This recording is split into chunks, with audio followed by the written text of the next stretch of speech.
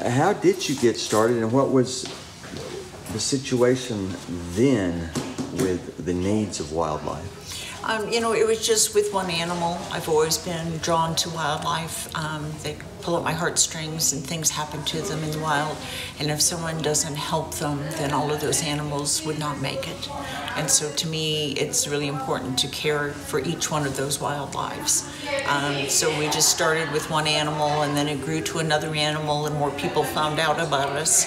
And so it grew from a couple animals a year, and now we take in over 7,000 animals a year. Back in those days, I wasn't well trained, and no one really was in the country, because it was just what crazy, tree-hugging people did, or the bunny huggers. And so you didn't really know what to do and how to help an animal, and that to me was just as bad as leaving the animal and not helping it. So it took a lot of research and years of experience to find out what it was that we could do to help these animals. Some of the issues then, I guess, the conflicts with development, Noble built up back in those days, and Norman is still growing, but there's still a lot of wild, undeveloped areas. But of course with cars, and what kind of conflicts with animals and injuries were you responding to? I think back in those days, it's the same conflicts that we have now. It's human-wildlife interactions that go negatively, hit by cars, animals that are unintentionally kidnapped or orphaned by people trapping wildlife and then finding the babies later. Animals that are ill, some of the diseases that we had back then are the same ones that we battle now, things like raccoons with distemper.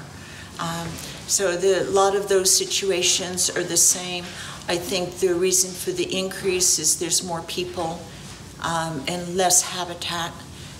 Wildlife have learned to coexist with people in city areas, and so they're shocked when they see a fox in a residential area, but that's probably pretty common.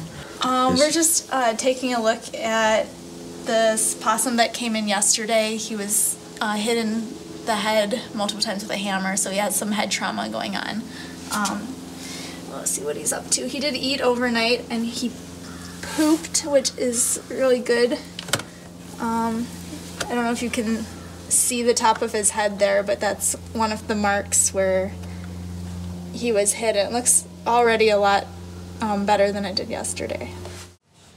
Do you get more calls than you can respond to? Is that hard part of the job? We've never turned down a wild animal in need because they don't have an option. It's either find help or they aren't going to survive.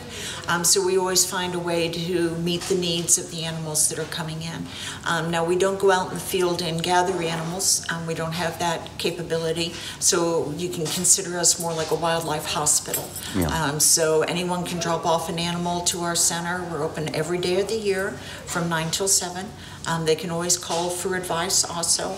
And the Oklahoma City Animal Shelter is a drop-off location. So anyone can drop off any wild animal at the Oklahoma City Shelter, and we pick them up every day at the end of the day.